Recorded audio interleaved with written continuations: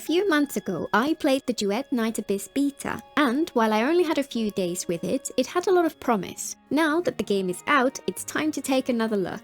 In the beta, there were a lot of rough edges, but the issues faded into the background because it was fun to play. They've made some changes to the game since then, including big changes to the monetization, and I was curious to see how it would all stack up. And, most importantly, this time I wanted to actually experience the story, which I didn't have the time to try the first time around. This is a sponsored video, but I've made a point to focus on constructive criticism. The game is far from perfect. Pan Studio are committed to listening to the players, acknowledging the issues, and earning trust by fixing them. That trust can only be earned over time, but for me at least, sponsoring creators who look to provide critique is a signal that they're taking this seriously.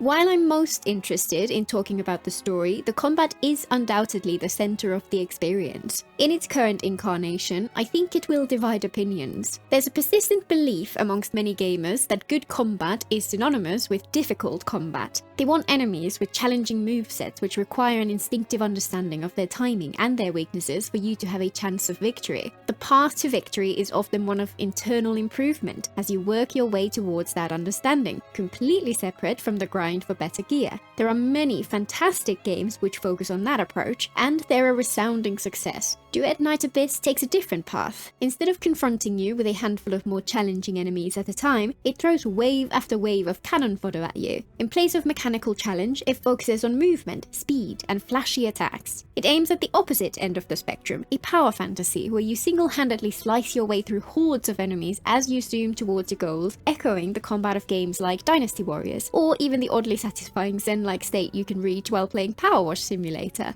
I think it's a mistake for people to complain that DNA's combat is aiming at a different target. It does have its own issues, but the overall direction is pretty great if you're in the mood for something fun.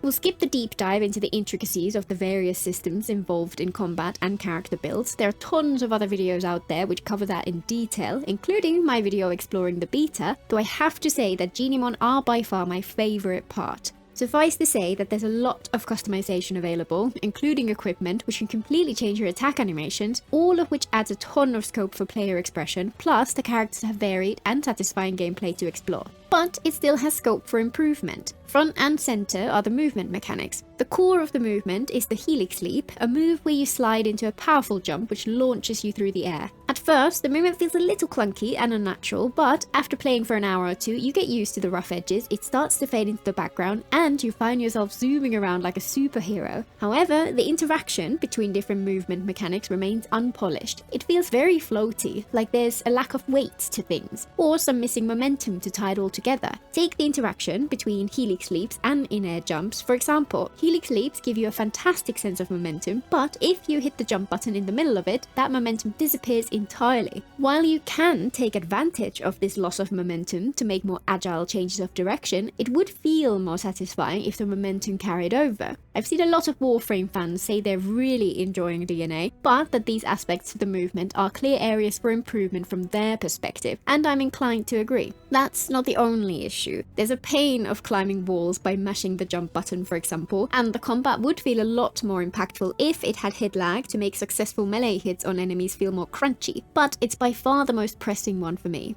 Another area where I'd like to see some changes is how they've approached the more difficult enemies. The combat feels tons of fun to me when fighting endless hordes, and that's clearly its biggest strength. However, the downside to that approach is that, for now at least, difficulty seems to mostly come in the form of bullet sponges, though I'm far from the endgame level right now, so perhaps there's something new there which I'm missing. Boss enemies have some mechanics where you have to do things like attack subsections of their body in order to expose their weaknesses, but in practice it all feels like you're just spending a bunch of time whittling away at the enemy with a massive HP pool. It's in fights like this where the rough edges of the movement and combat become most noticeable, and I feel like it's a place where bringing in some inspiration from those games which focus more on skill and difficulty could be beneficial. If they were to add things like dodging and parrying to the game, it might risk diluting the mindless fun you can have in the rest of the combat, but if they were just for the bosses, then perhaps it could make them more engaging without affecting the core experience. The second MC does have a dodge mechanic, so it does exist in the game already. It was a little clunky due to awkward dodge window placement, but when things lined up, it did feel more engaging when fighting a single enemy. While there could be a direction worth exploring, it should come after they really nail the rest of the combat. combat.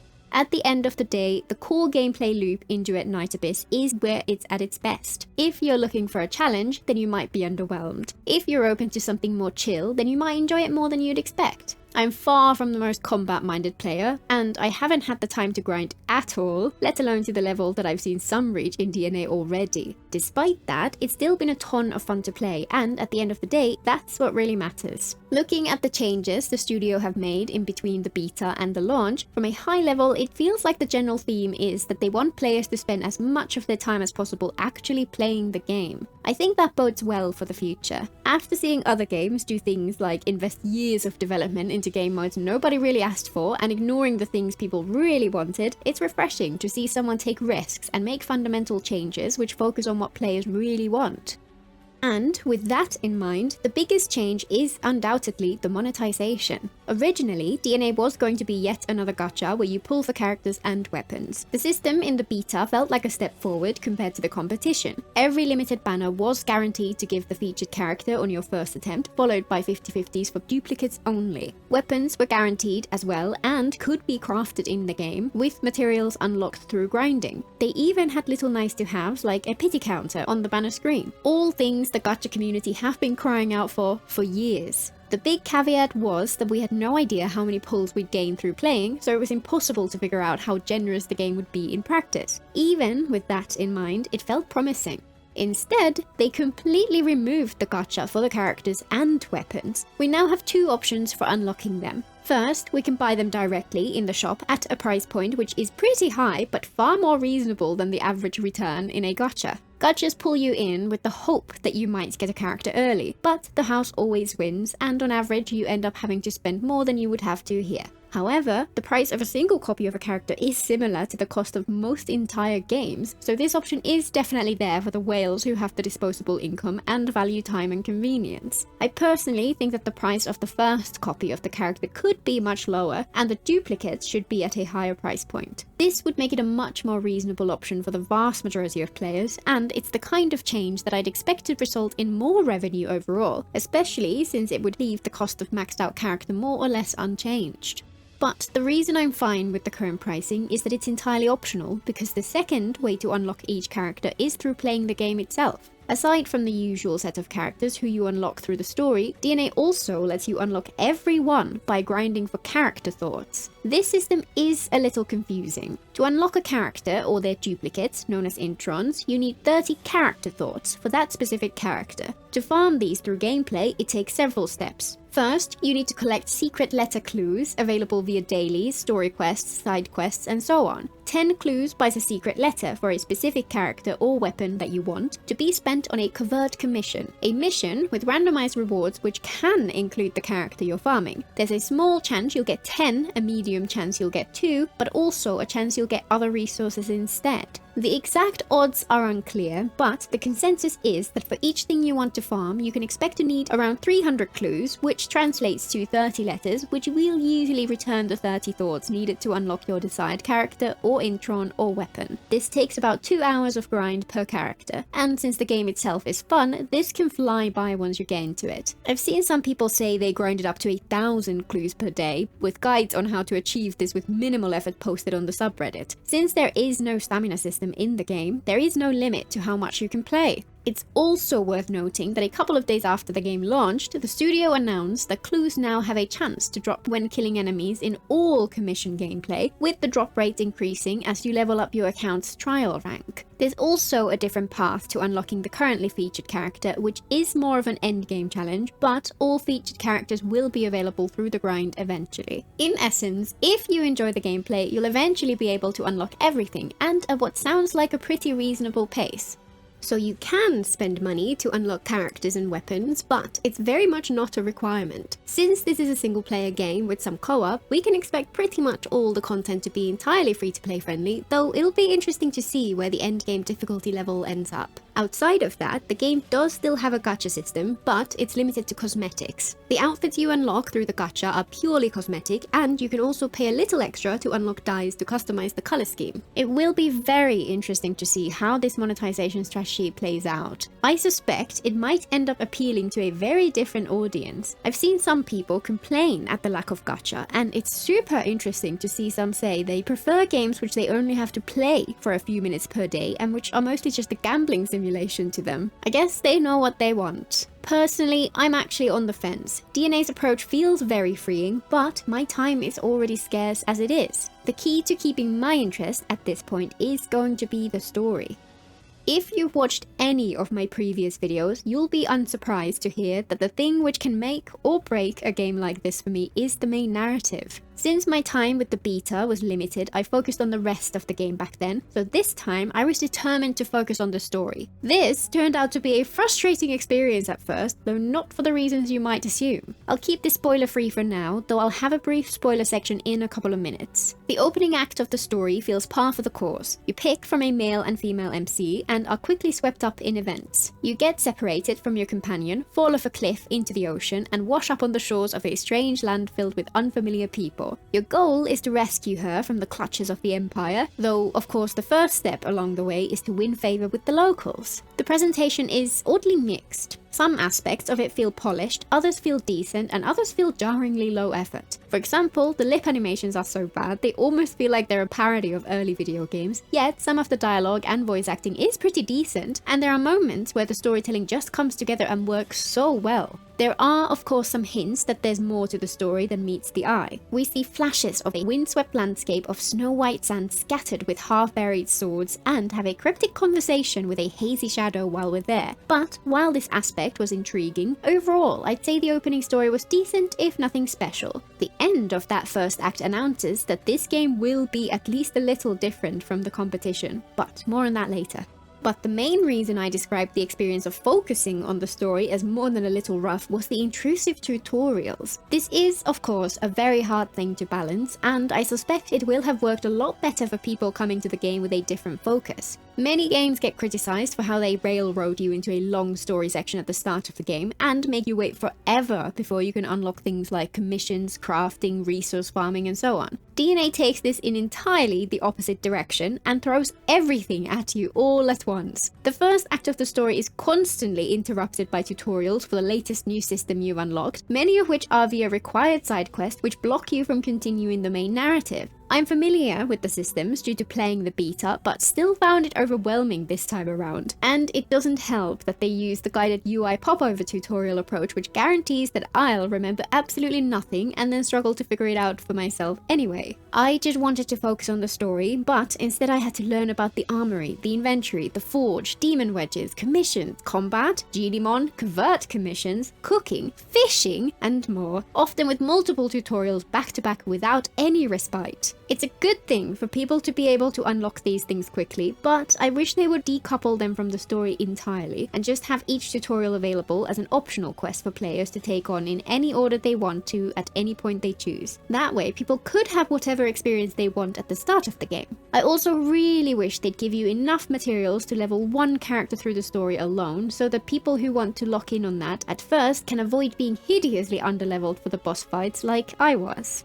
What kept it engaging for me, even in the low points, was the impressions system. As you might expect, there are moments in the story where you can choose from different dialogue options. In many other games, these are just an "are you paying attention" check, and I absolutely hate them. In the NA story, the dialogue options are very different to one another, and your choices feed into the impression system, which builds up personality for your main character. I haven't reached the point where this matters yet, where supposedly some interactions are only available if you have specific personality traits, and I'd be surprised if this system has a significant effect on the wider story, so I didn't expect this to make a huge difference for me. But it turns out that the other characters have satisfying reactions to each choice you make. Even though these branching conversations likely all lead back to one path within a few lines of dialogue, it feels so good to choose for your character to behave a certain way and for the other characters to react to that. It makes it all come alive and it feels so satisfying. The chaos options in particular are often hilarious. This is the kind of thing which can sound insignificant but completely transforms the experience. Those quiet moments where you're just talking to other characters can come alive as a result. And then came the second act. This is where the game's split narrative comes into play. You pick the second main character and you go into a completely different area and experience their perspective. Since this is all in its own location, far from the earlier region, there are no tutorial interruptions at all, and you can finally focus on the quest itself. And while the first act felt like the familiar fantasy opening we're all maybe a little too familiar with at this point, this was something else. One aspect of the world which was prominent in the first act was the existence of an authoritarian empire with checkpoints and military hardware all over the place, and a pervasive sense of oppression in the opening city. The second MC is a captain in the Empire's army. Their story is full of pointed questions, betrayals, and unexpected twists as you piece together what the heck is going on. The story had an interesting setup, good dialogue and character interactions, clear stakes and emotion for the characters involved, many moments which used that impression system to great effect, a slow burn of rising tension which built up towards a very engaging sequence which was the standout highlight for me, and an ending which left me wanting more. Live service games tend to take a long time to find their feet and start delivering entertaining stories which are actually worth your time. If they can deliver more like this, then they'll have done so in record time. As with much of DNA's initial launch, that second act wasn't perfect, but it was engaging, it was entertaining, it was fun to experience, and it shows so much promise. Overall, DNA's storytelling has a lot of room for improvement, but shows sparks of something which could be great. The story hooks are interesting and unusual. The dialogue does have some yappy tendencies and could do with an option to speed up the voiceover, but it's not too bad, and the addition of the impression system scatters moments of fun throughout. The environmental storytelling is pretty good, especially in that second act, and there's even some use of subtext, though it's hard to gauge how effective it is at such an early stage. The cinematography is mostly good, with some odd moments where the background is in focus and the characters are blurred, offset by other times where they really nail it. The characterization is good so far, and I'm hopeful that once we get into the swing of things, we'll see more depth brought out through the interactions between different personalities. And the lore is already looking interesting too, and they do not shy away from the consequences of some of the things they've put in place.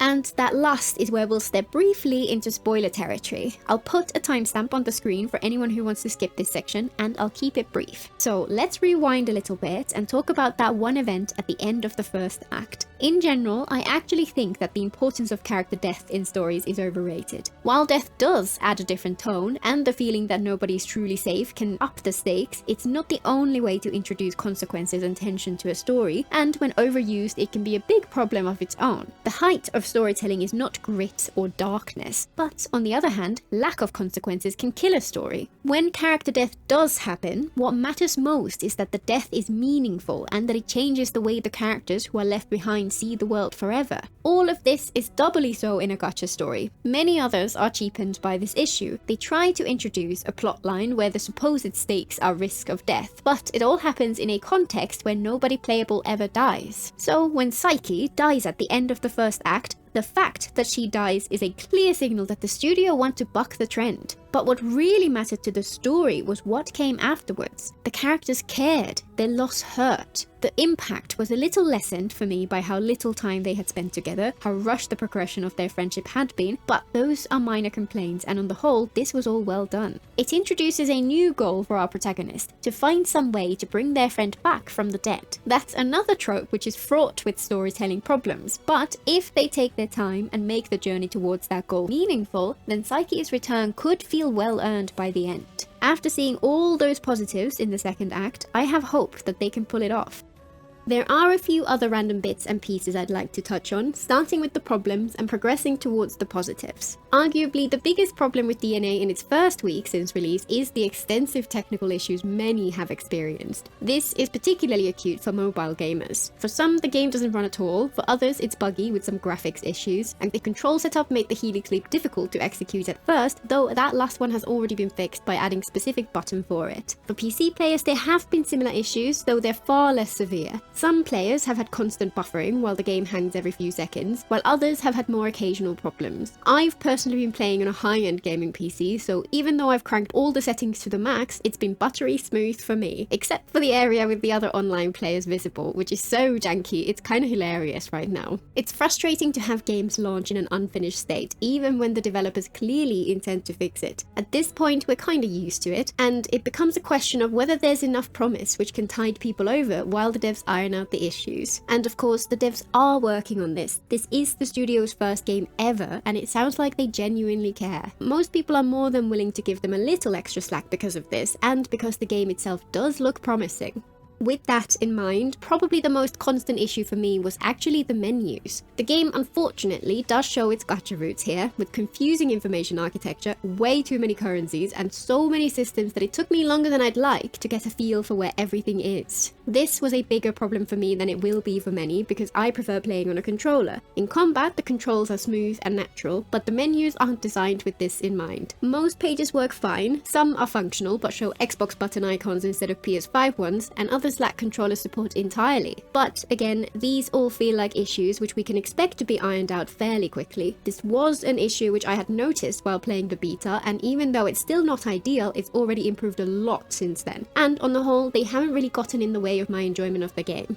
I also feel like the aesthetics are a little hit and miss, though they do lean more towards hit for me. The general style follows that more cel-shaded anime aesthetic, which some people may feel a little tired of, but which I still find appealing, and many of the locations in the world are gorgeous. One thing I noticed in the beta was that the characters looked a little blocky and under-detailed at first, but if you zoomed in close, you'd see tons of extra detail which made them look much better. In the released version of the game, much more of that detail is visible from a more natural distance, so the characters look far more polished. I do feel that the character designs are a little inconsistent and incohesive, and they tend to look a lot better in the character pages than they do in-game. Plus, I can't help but look at their splash art and see how gorgeous the designs could be. And as in pretty much every game, clothes and hair are a little stiff, and I wish they'd flow a little more with the character's movements, especially when turning around. Most people probably won't notice any of this, or if they do, they won't be bothered. I'm just hyper aware of these details, and of textures in particular. Despite my nitpicks, I still think they've done a good job with the aesthetics overall. It'll be interesting to see what kind of improvements they can make.